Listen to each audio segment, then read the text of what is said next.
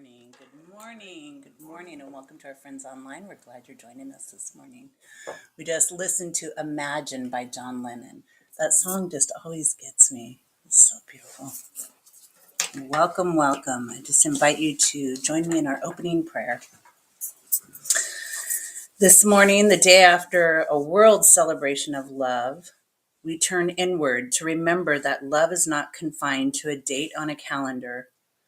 It is the very substance of who we are. As Rev Jerry shares the message this morning, may we open our hearts to recognize the divine spark shining quietly within every person we meet. Let us see one another as expressions of the one, not separate, not divided, but facets of a single radiant presence. As we open this service, let us soften, let us awaken, let us remember that love is not something we must earn or chase. It is what we are here to embody. And so we open ourselves now to give love, to receive love, and to be love itself. And so it is.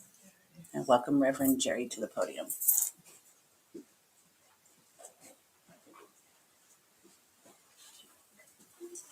Wow. Thank you, Reverend Jen. That was beautiful. Well, welcome everyone here in the chapel again, and welcome to those of you online, wherever you're joining us from, and whenever you might be joining us. We appreciate you being here as well.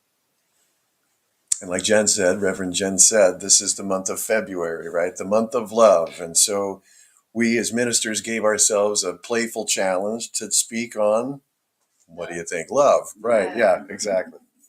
Exactly. And that sounds simple, when you start thinking about it, but when you really start beginning to sit with it, some challenges arise. And Reverend Jen was invited to speak on self-love. And we know how challenging that can be sometimes, right? Loving ourselves consistently, loving ourselves gently. That's real work sometimes. Reverend Madge also bravely chose speaking on the arc of divine love itself. And what a vast subject that is. And she said something that really landed with me, and that was that speaking on divine love is like taking a teaspoon from the ocean and then calling that teaspoon the ocean, right? And how do you speak on something that's as infinite as that, even capturing it? And this week, the invitation landed with me for seeing the divine love in others. And I thought at first that was a challenge, but then I realized how easy it is, right? Hey, just have a look around. It's easy to see the divine love among each of you, right? Checking around and just seeing all these people, these wonderful, wonderful people who are like-minded or open-minded to all of what the world has to offer. So I guess that's the end of the talk. Let's have cake. All done, right? That one was easy, Madge. Thanks. Right? Okay. Well, it is easy among such fine and admirable people. But what about seeing divine love in a more challenging place, right? In that total stranger who looks suspicious or dangerous, maybe. Well, let's start somewhere simple. Let's begin where seeing the divine comes easily, and then we'll build up the challenge from there a little bit. And so let's begin with newness, with innocence. We'll begin with moments untouched by expectation, like holding a brand new baby or a puppy or holding a brand new kitten.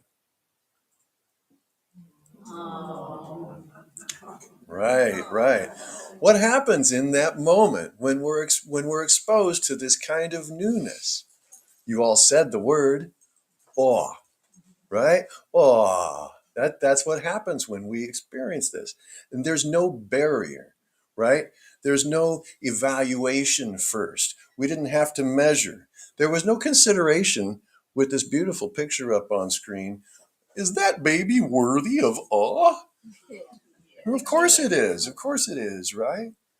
Or does that baby have any judgment for me? None whatsoever. Thank you, Tony. We could take that down. And in that moment, the sound that we all made was awe. The feeling that we all had was awe. And in that awe is presence.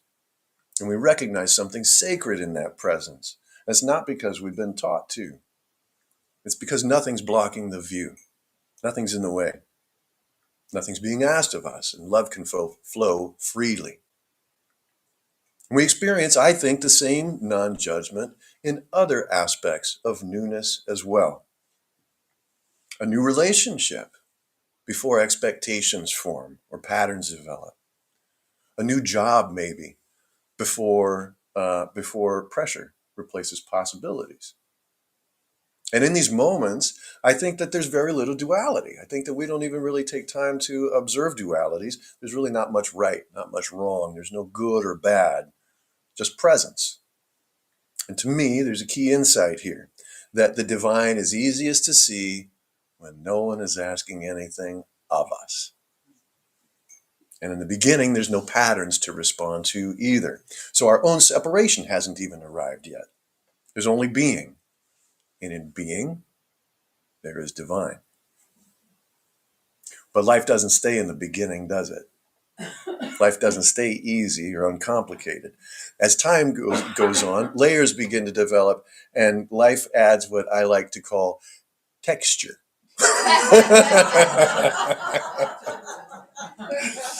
Right? Time passes, experiences accumulate, expectations, right? And what was once simple to us before suddenly grows in complexity. And this happens everywhere too, not just in the family. A child, sure, grows a will of their own. And using the picture up here, a puppy might start testing boundaries or chewing up furniture, right? A new friendship could deepen and reveal some needs that aren't comfortable.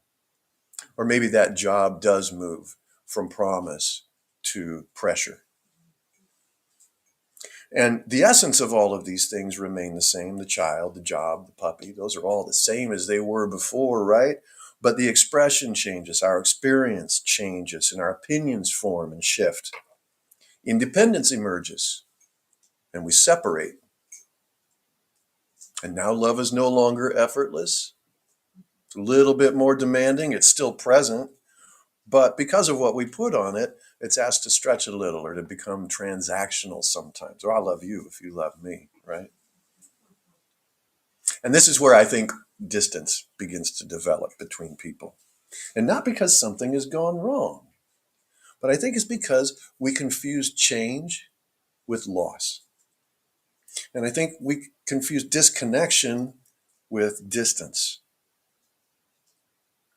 And in the world that we're living in today, that happens really quickly in this digital world where people become labels, behaviors become identities, and complex human beings are reduced to just a single experience or a moment. Maybe even the last thing you saw on their Facebook post. And yet a deeper truth remains that behaviors change, but the essence does not. That child is still that child. That puppy is still that puppy. And that friend is still that friend. And what we're witnessing is a growth of complexity, not like betrayals, not these slices that we tend to take. And when we stay locked in duality here, the story becomes simple, becomes sharp, kind of unforgiving. It's a story of support or difficulty then. It's a story of alignment or toxicity. It's a story of being with me or against me. And we begin not to see a problem. When we begin not to see a problem to manage, when we open our eyes and step back a little bit and observe a human being in motion, a life still growing, still unfolding. It doesn't matter how old that life might be in years here on this earth. We still have new experiences and lessons. When we meet that growth with curiosity instead of control, the divine love doesn't disappear. I think it matures and we can see it more clearly. And then as relationships begin to develop and they deepen further, the stakes, I think, grow higher. Because the closer someone is to us, I think the more power they have to touch the things that matter the most. And unfortunately, if we're not healed, if we're not self-aware, if we're feeling wounded, the ones that are close to us, the ones that we rely on, the ones that we trust in our own minds can flip from ally to enemy like that. It could be an intimate partner. It could be a longtime friend. It could be someone at work with authority, a leader, perhaps. Someone we once believed was firmly on our side. We felt aligned with. We felt trust. But now, for whatever reason, we don't. Maybe we're fighting or in an argument. And what makes these moments so different, what makes them so passionate and so impactful, is not the disagreement itself. It's the vulnerability, I think, that goes along with it, right? And when our trust feels threatened, something deep activates. The ego steps forward. Oh, man, it wants to protect, right? The nervous system tightens up. And here's the truth I think most of us can recognize. When we feel hurt, what do we want to do? Usually we want to hurt back. If I feel wounded, I want to have some symmetry in that situation. If I'm feeling diminished, my ego's response is to gain ground back. Hurt seeks retaliation. And so often, I think, without meaning to, the people that we love the most become the ones most capable of hurting us most deeply. And unfortunately, I think we also become most capable of lashing out and hurting them back as well. And it's not because the love is gone, but it's because that love exposes what's still tender. There's that trust, that vulnerability is there. And the person, I want to remind us all, the person that we love or hold most high, they're not the ones who cause the wounds, even though sometimes in those moments it may feel. They're the ones who expose them. They're the ones who show them to us. And that comes from love. It comes from trust. When we stay trapped in a duality around this, I think the story gets even a little bit more ugly. To me versus you. To right versus wrong. Or winner versus loser. And when we step back and widen our lens a little bit, the truth emerges. And the truth, I think, is this. The moment is not the whole story. It's our responsibility, I think, to bring that forward. The conflict is not the whole story. What's really happening is that there are two people who are trying to come together and feel safe at the same time. There's two histories, two entire lifetimes merging into this one moment, trying to figure it out. And so transcending duality here doesn't mean avoiding boundaries. It doesn't mean tolerating harm. And it doesn't mean pretending everything is fine. That's the furthest from it. But it does mean shifting, making a shift, taking a position, a stance from me versus you to us in this moment together. And when that shift happens, even briefly, I believe that the divine love returns to the room. There's room for it, and we can see each other again in that light. This is one that I wrestle with. I think there's another place where seeing the divine becomes difficult. And it's not because of familiarity or trust. I think it's because of roles, uniforms, functions at work, right? I think it happens easily. I think our bosses become authorities, and we forget all about their wants, needs, or cares, or that they're a human being. Coworkers can become tasks or obstacles or even people to avoid just because they got something that you probably have to do with them. It becomes easier and easier, I think, in these places to see roles rather than souls in people. And it doesn't really stop at the workplace either, does it? It's at distance. It might happen when we see a houseless person on the street. As judgment creeps in, we might say to ourselves that that person has less value, or maybe that person's automatically struggling with addiction, when actually that very person might be an innocent youth escaping an unbearable home life, living on the streets clean and sober. Maybe she can play violin or recite Emily Dickinson. Who knows? We don't know the story. And we do the same thing, I think, when we scoff at that rich guy stepping out of a Rolls Royce with $600 shoes on. He doesn't know a hard life. We don't know that. I think the point here is that when someone's labor becomes invisible to us, so does their humanity. We don't do it intentionally, and we're not trying to be dismissive, but we've been trained well by the system that exists around us. The systems rank value, and they quietly suggest that some people are more valuable than others. And here's the truth beneath that. Spirit perceives the soul, period. Not roles. Every role is equal in God's eye, every single one of them. God doesn't see titles or status, doesn't measure success or failure in the ways that we do. God sees a human being carrying a life. And that life often is full of fatigue, hope, frustration, and courage, and often all those things at once. And when we remain stuck in this duality, the world divides even further into superior and inferior. It goes to important and expendable and seen and unseen. But when we step beyond that, something changes in us again. We slow down and we clarify and we remember and we recognize the person there, that person living on the street or that wealthy mogul who owns the street are standing on the same ground, breathing the same air, living one version or another of that same human story. And in that recognition, dignity returns to the conversation. And it's not because we granted it, it's because it was always there. And then finally, kind of onto the joke at the beginning of the conversation, the toughest one in my mind is strangers. This is kind of where we might have to use our imagination a little bit, right? And the reason I think there is because there's no shared history. There's no bond. You'll never see that person again. Why do I need to be nice or considerate or thoughtful around that? There's no context to soften the edges around the stories that we build around them. And compassion, I guess the point I'm trying to drive here is that compassion is no longer automatic. It's expected among friends or family or co-workers. There's always some expectation of, do you care how I feel?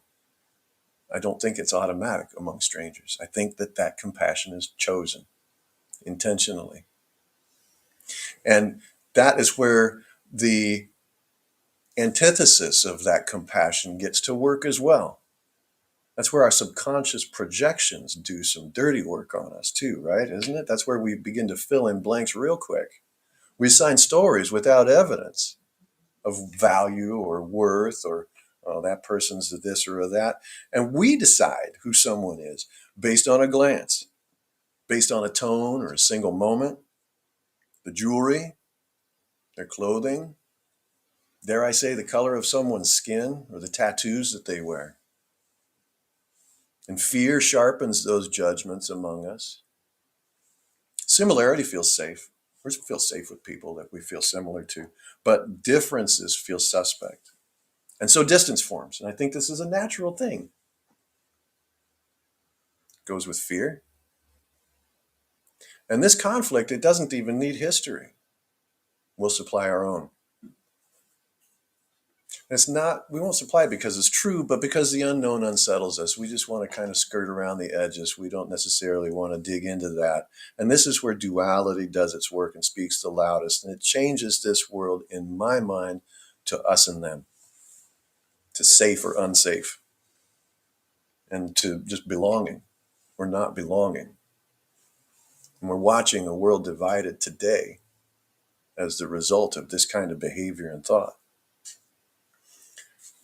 And this is exactly where the practice of seeing the divine in others, in our newborn children, in our loved ones, in our co-workers, in our friends and family and strangers becomes the most important. Because there is no emotional reward here, emotional reward. There is no bond to protect. It's just a choice. And so consider this. If we can see the divine with a stranger, we can see it anywhere. And when we look at a stranger and we remember this is a life, not a category, this is a soul, not an obstacle for me to get around, something in us really matures and we begin to move beyond needing agreement. We move away from making comparisons and needing validation to feel good about ourselves. We're needing to be right, and that duality loosens its grip. Us versus them begins to give way to a quieter truth. The truth of one divinity, the truth of one love in many, many faces. And in that moment, however brief, we're no longer even reacting at that point. We're recognizing. We are recognizing. And so across all these moments, the innocent, the complicated, the painful, the ordinary, I think one truth remains across the board, and that is that divine never leaves. The divinity never leaves us. It's the spark within us. And we've got to remember this every day, every moment. It's not just in me. It's in every person I rest my eyes on. It's on every voice that I hear. God is always present in every one of us. And what changes here is our capacity to see.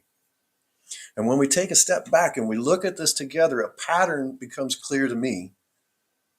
And I said, not that we're not paying attention, because I think we are. On every example that I looked at, for myself, my attention is there. I'm present. I'm making decisions. I'm making choices. Most of them I feel really good about, but not all of them, right? And our ability to see shifts with our state of mind, with our fatigue, and I think most importantly, with how defended we're feeling in a particular moment. When we're calm, that spark of the divine is easy to see.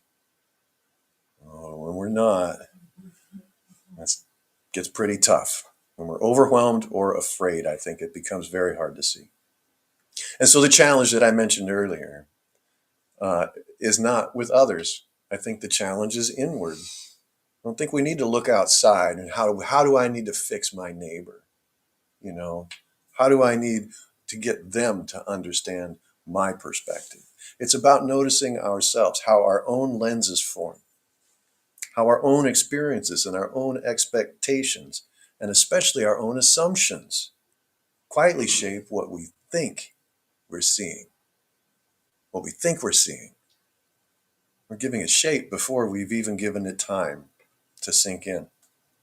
And when we forget this, well, we try to change the world by force, right? And it resists, it fights back. It's pretty good at that. And when we remember it, the world moves with us. Energy flows, moves from reaction to awareness, moves from judgment to discernment, from separation to grace. And refining that lens, to me, means choosing more fully. Really giving the whole picture, the thought, popping our heads out above the noise and considering more than my own tiny little perspective on other people's life's experiences. And so to recognize the divine not only for what feels familiar and easy, but in what is challenging, in what's unfinished, in what's still becoming, that's where the beauty is. That's where the challenge is. That's where the reward is. And when we stand in that seeing, something steady and powerful really happens. And it's not a weakness or passivity, it's strength. And it's the strength to show up and to remain human and to be open at the same time.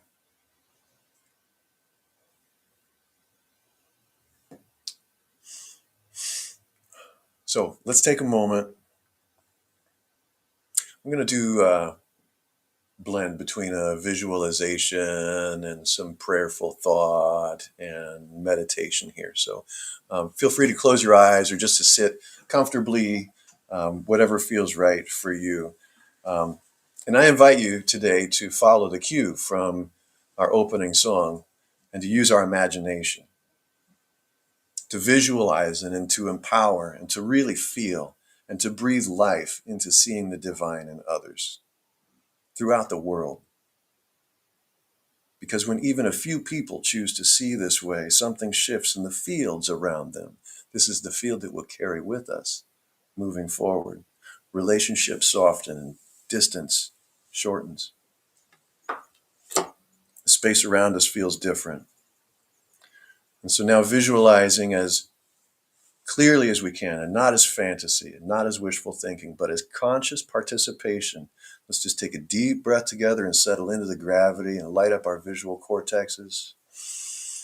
And imagine what might begin to change. What might begin to change as we remember just a little more often that the same divine presence we see so effortlessly in a child is among each person we encounter. Imagine walking through the world with less reflex and more awareness and acceptance and more acknowledgement of each other. Imagine what our relationships would feel like when difference doesn't feel like distance anymore, but just like information.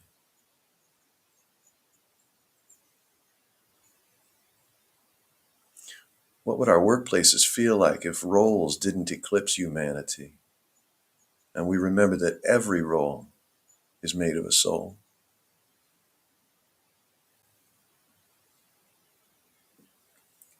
And imagine what it would feel like moving about in the world when strangers aren't treated as interruptions or obstacles or a threat, but as expressions of that same spark of life looking back at us.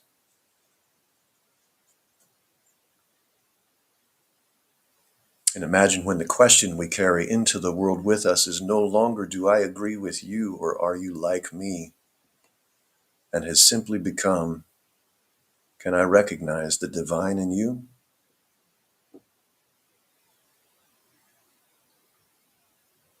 And this isn't about creating a perfect world or about everyone agreeing.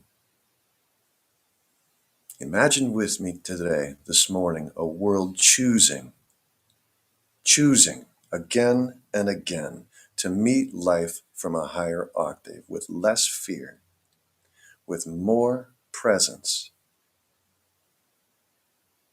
Because as we visualize this and truly see the divine in others, something but profound and gentle and subtle changes in us, and that is that we listen longer, we respond instead of reacting, we soften without collapsing,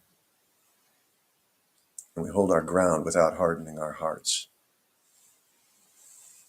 And slowly and quietly, this world will begin to move with us and feel different. Not because it has suddenly become something else, but because we are remembering.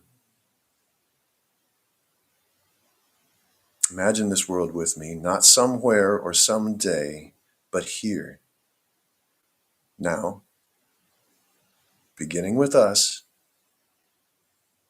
in this moment together. And so it is. I invite Reverend Jen to, I invite the offering. Got into my own talk. It's time for the offering portion of our service this morning. Yes, right. You don't get the blessing yet.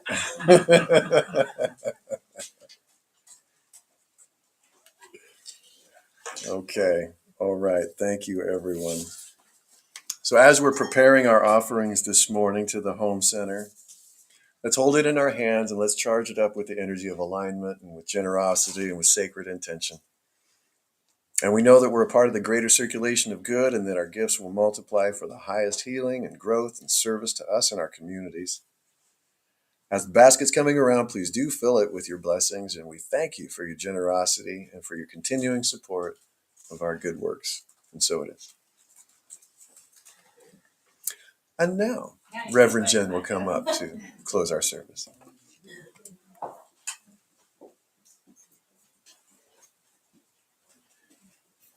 Great message. Thank you so much.